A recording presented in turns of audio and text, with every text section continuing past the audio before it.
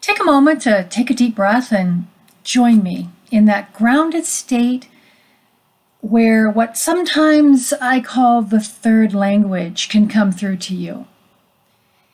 It's that state where information can come through between what is audible in my words, the actual words I'm saying, and what your physical ears are hearing. It's that silent place where a deep information that brings total knowing exists and comes through to you. So join me in that place.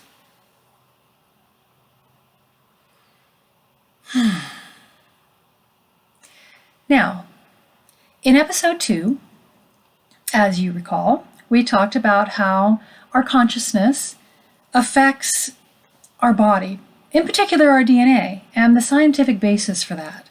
So we thought it was only appropriate that in this episode, we talk about how that same scientific knowledge and history, investigation, can show how our consciousness can not only affect our bodies, but affect everything around us. Plants, animals, people, everything in the world around us. So what would it be like if you could know beyond a reasonable doubt, substantiated by science, that when you executed a spell in the right way, you could put your spell into action, changing the physical world? Now, we know that on some level, but now science supports that. And I believe it turns into an explanation of all magic in scientific terms. But we'll get to that later.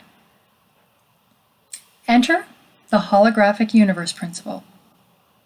Simply put, it's the idea that everything is present in everything else. That from any point or part of anything, you can gain access to the whole. So from any part of the universe, you have the information of the whole universe. Now, this concept has been referred to by many different terms over the years. Most currently, it's referred to as the Holographic Universe Principle. And I'm going to get tired of saying that phrase, so I'm going to call it HUP for short from here on out. Now, this idea existed throughout the centuries in teachings of the mystics and the shamans and even the ancient sacred texts. But now we can substantiate this with scientific calculations, thanks in large part to the work of a scientist called Nassim Haramein, and others, of course, but I'm particularly fond of Nassim. And if you're not familiar with his work, he's an extraordinary man, and I'm happy to introduce his work to you. I find it interesting that, like Einstein, he was not brainwashed by traditional academia, and perhaps because of this, has come up with some of the most provocative thoughts in science of our time, and has been able to publish fully peer-reviewed equations and papers substantiating them. He even looks a bit like Einstein, for those of you who subscribe to the idea that we can carry forward a remembrance of our past lifetimes in our physical appearance. Now, I'm not saying that he is a reincarnation of Einstein, but interesting. Anyway, it is said that Einstein's biggest regret, beyond his involvement in the Manhattan Project, was that on his deathbed he was said to have considered it his greatest failure that he had been unable to find the ultimate solution to his field equation, which would represent a unified field theory. Well, Nassim Haramein has done just that, and ironically, using Einstein's equations as a basis, as a starting point. So actually, Einstein did point to a unified field theory in his field equations when he predicted that black holes could form, that they could exist at all. But he just didn't believe it. He believed that his equation showed it, but he didn't believe that black holes could really exist, in spite of his equations. So he didn't take his equations or his thoughts to their natural progression. If he had, he would have discovered what he'd so longed for. So he just couldn't believe that a mass of something could be so dense and so high that it could create a gravitational field so strong that even light couldn't escape. It was very puzzling to scientists of the time. So he thought he was wrong.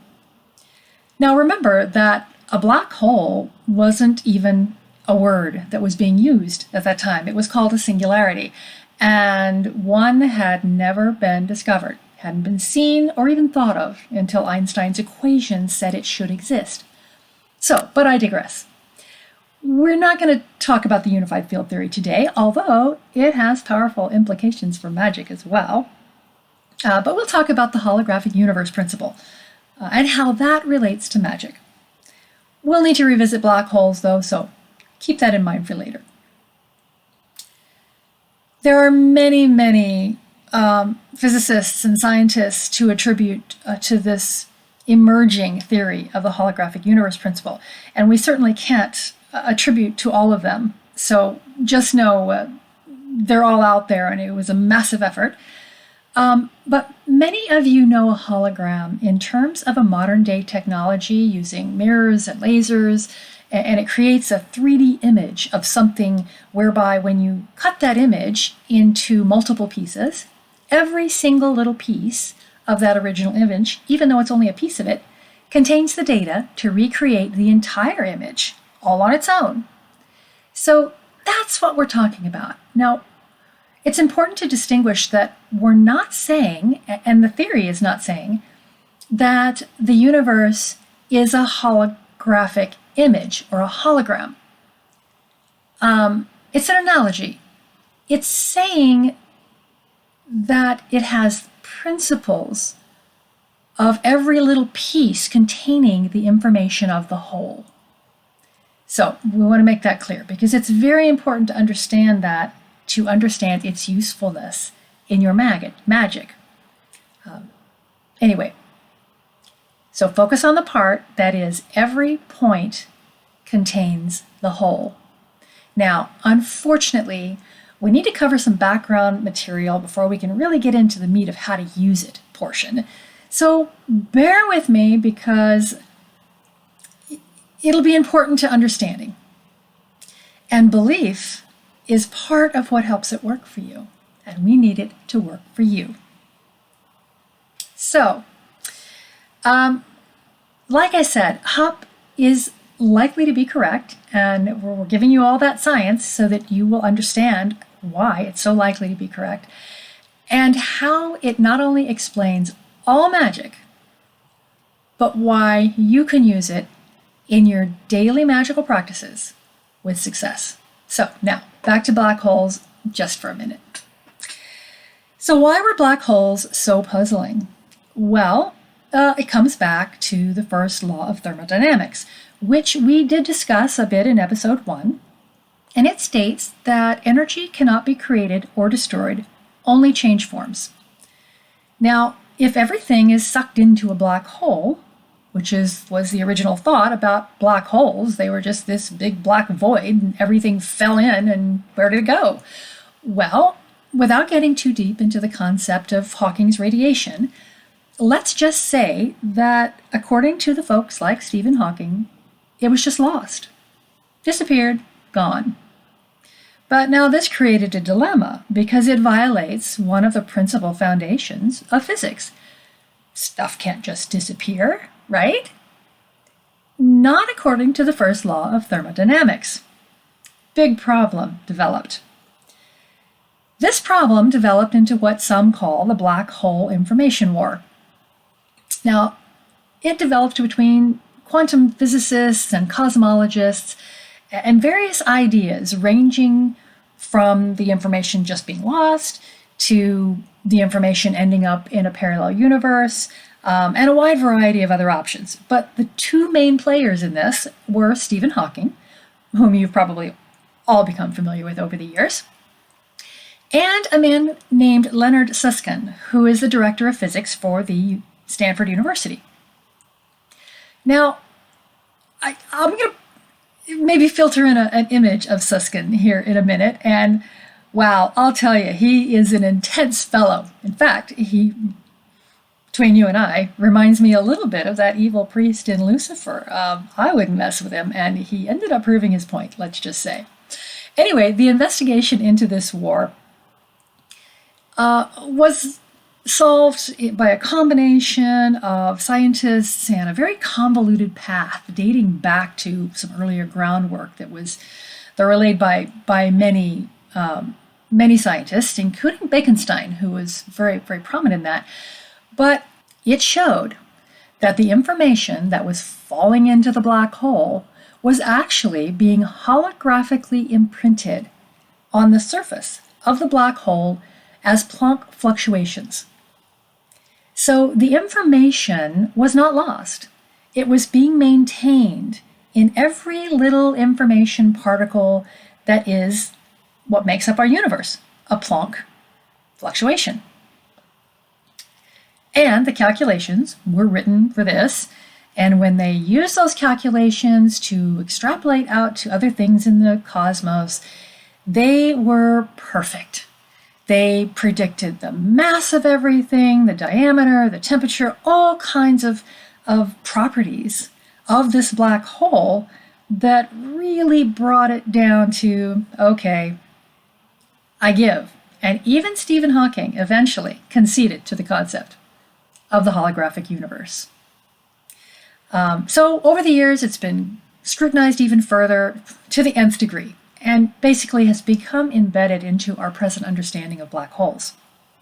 When that same equation was used to calculate the mass and density and radiuses and temperature and all those things of a proton, an individual proton, physicists found that when the mass of all the little Plancks that make up one proton were calculated, they equal precisely, and I mean precisely, the mass of the entire universe.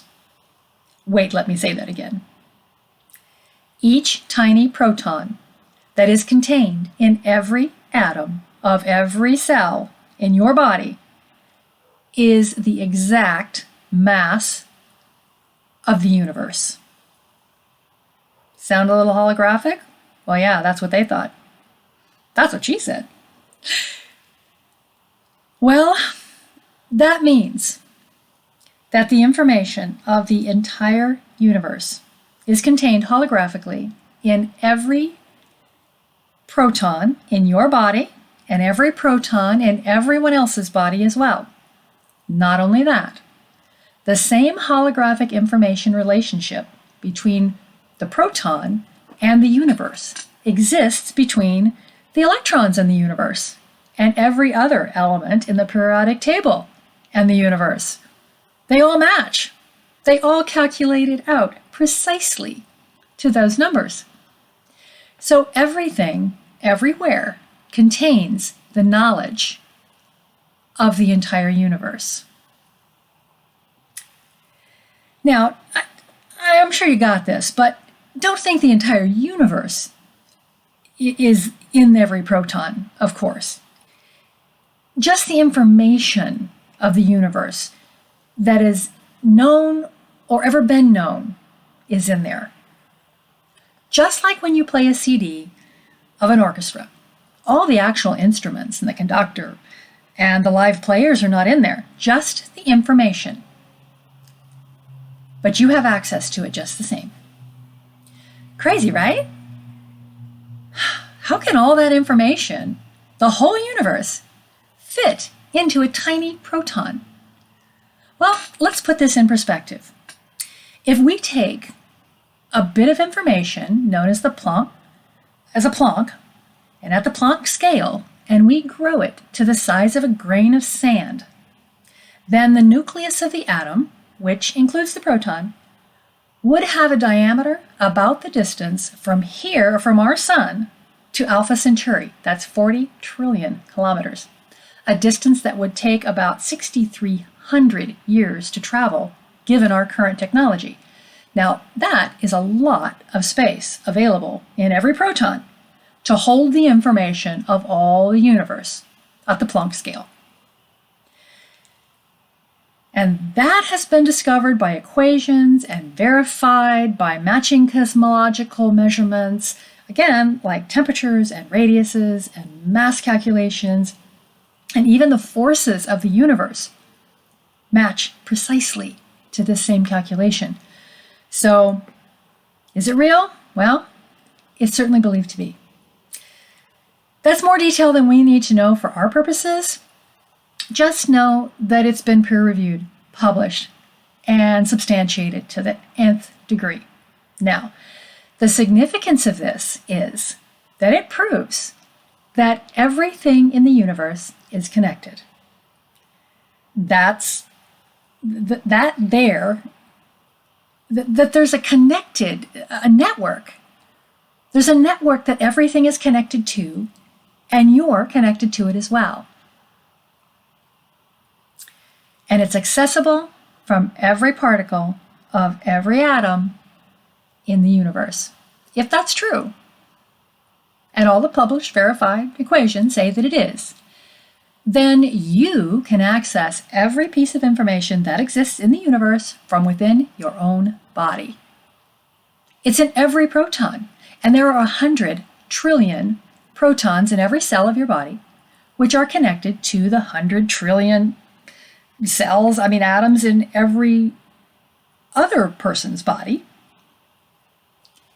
And I know this sounds complicated, and it is, but we don't have to know how electricity works to turn on the light switch, right?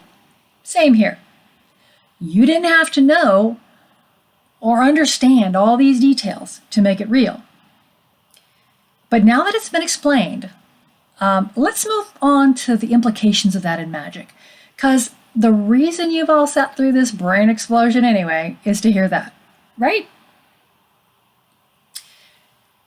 So if we can connect to the information in the proton, we can know about everything in the universe. You can know about people and places you've never seen, places you've never been, and influence things that are far away from you. The concept of HUP explains all the most esoteric experiences people have had throughout time. Simple things like, when you think of someone and they call, or the deja vu experiences we've all had. Even remote viewing, which has been used successfully by militaries worldwide. Astral travel, lucid dreaming, inventors who claim to get ideas while they sleep, dowsing, psychics, and pretty much anything else you can think of. This also means that knowledge and wisdom need not be acquired from outside of yourself, just as the masters have been saying for centuries. This also means that anything you do and anything that you change anywhere is influencing every other thing. So, can you make the moon explode? As some TikTok witches apparently tried to do a while back? Well, there's a scale relationship to that impact. What they believe is that, for instance, our sun has a huge influence over the entire solar system, whereas the planets only have a fraction of the sun's mass, so their influence is less. The sun can affect the atmosphere of a planet, but the other way around, not to such a level, not a significant level. But when we consider the unique power of human consciousness, as shown in the last episode, to be able to impact DNA in just 10 seconds, when studies had shown that the effects of electromagnetism took more than 12 hours to have a similar effect, we begin to better understand the capacity we have to influence the world around us, even though our mass is smaller by comparison to the whole. Our mass, however, is not smaller than the mass of other people, plants, and animals in our world. So especially when we factor in the concept of particle entanglement, which we'll get into in another episode, where we can dive deep into that, using DNA as as witnesses, like hair and fingernails and blood, and the entanglement that pre-exists there. Well, in fact, entanglement is considered that it may have pre-existed in everything, if we buy into the Big Bang Theory and that we all came from one singularity. But okay, another matter. So to all those TikTok witches out there who did recently try to hex the moon, well, good luck with that. But I'm sure there's a calculation for how many insane witches it would take to pull that off. Anyway. But impacting another human, a plant, animal, within our environment is well within the scope of our personal abilities. So now for the juiciest part. How do you do this for yourself? How do you access that particle space inside you that knows all the universe knows? Well, I think it's obvious that we can't access it, at least most people can't, in their standard waking state. If they could, everybody'd be doing it, right? Well, occasionally people do, quite by mistake, but we want to do it intentionally. And we need to be able to access an altered state of consciousness where we can connect to that in a special way. And that has been the mastery of witches forever. Many of you have figured it out already. But now that you know that you're not only accessing that space where magic happens, you're able to access the entire universe. The act of knowing that makes it possible.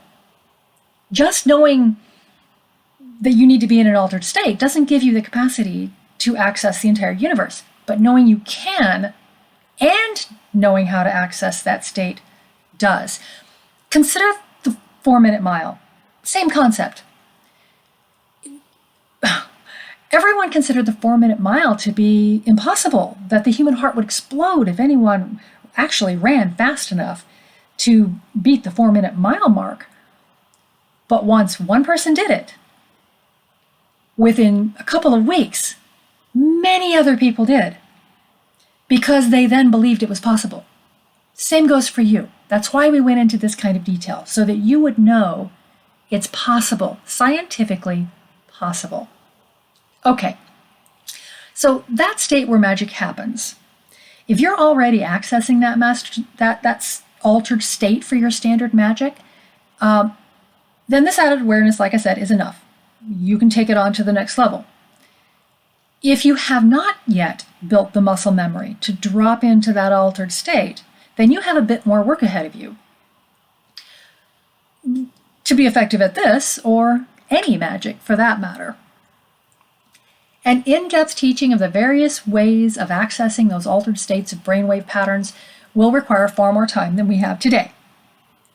But we do want to get into them, and we do want to help you find that state for yourself, because it's the basis, the foundation of all effective magical practices.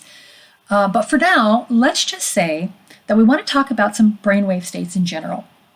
I think probably most of you know that the typical brainwave state we live in day-to-day operation, where we go to work and drive a car and fix dinner and all those things, is called beta. Now, beta waves fall around 12 to 38 hertz. So this is not it, obviously. We'll be doing it all the time. The next level is called alpha, and this registers at around 8 to 12 hertz. This is a relaxed yet focused state that's considered by most to be an optimal state for learning. You can get into this state by listening to Baroque music like Mozart. In fact, sound is a wonderful way to do this, and we'll get into more of that in just a minute. But maybe you can walk in the garden and slip into that state of focused concentration that is alpha. It's a very relaxing and rejuvenating state, but you're awake. Now, as we move lower down the scale, we would drop into theta, which is about 3 to 8 hertz. Maybe you could think of this as daydreaming. But there are other times you drop into theta in your waking day. Let's say you're driving home from work and your mind is off in other places, and all of a sudden you realize that you're home and you really don't know how you got there. You made it safely though, so it's all good and you don't worry too much about it, but that's probably a state of theta where you were daydreaming. You were in that state of theta and your body continued to function as it normally did. It had muscle memory to get you home. Often it occurs in the shower. In fact, many people say they get their best ideas in the shower. That's one of the reasons. It's also one of the most common states for standard meditation. So this is your minimum target state to be able to practice to access the brainwave state that you'll need to get into. And you can still be actively conscious while you do this. No worries. The next state is delta, and that happens at around 0.5 to 3 hertz. This is usually a deep state of sleep, and the brainwave state, if it drops any lower than this, you're pretty much considered dead. So we're going to stop here. So dreams are said to most often occur as sleep cycles as you transition from delta to theta. And I think this is why some of the greatest sparked insights can come, at least the ones you remember, occur after the alarm goes off, but maybe you're just drifting back off to sleep or just coming back awake. You're in what's considered a hypnagogic state that happens between delta and theta. Some of the most innovative greats of our time and before, greats like Einstein and Edison, Nikola Tesla, they all reported to have received their best ideas from this state between wake and sleep. Edison, in fact, was known to crawl under his desk and take a nap up to 3 times a day, hoping to hook a new idea from the universe as he regularly transitioned between this theta and delta state. So there are other states, but this is the important ones for us today. So over the centuries, mystics have told us that to access the information of the universe, we had to learn to meditate, and meditate well. Well, this is a great method, it works, but there are many other methods, and thanks to new brain science and the changing energies of the planet and the universe in general, we have much easier, faster ways to access this state than developing a 20-year meditation practice. So whatever method you choose, again, we're going to help you get into some of those in future episodes, but for today, if you already do this, jump right in with this new knowledge. But whatever method you choose, this is your target state. Now, once you get there and you learn to recognize what that feels like to you, then you can return there more easily.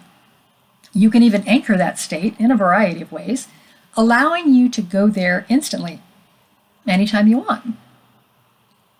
If you have not already developed a recognizable way to access this state, then the fastest, most reliable method I know of is brainwave entrainment using sound.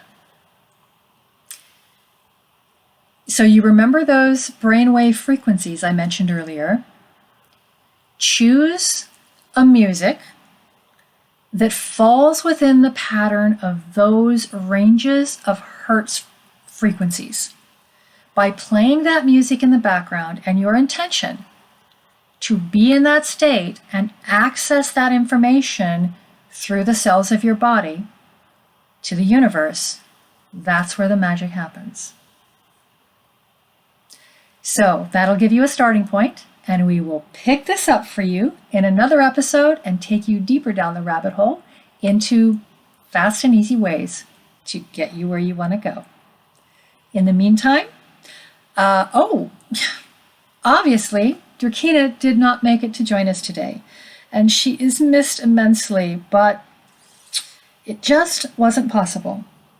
I don't want to get into the details of that, but center all your love and energy today. And when you drop in to that place in your body that accesses the universe, send her some love and healing. And we'll see you next week.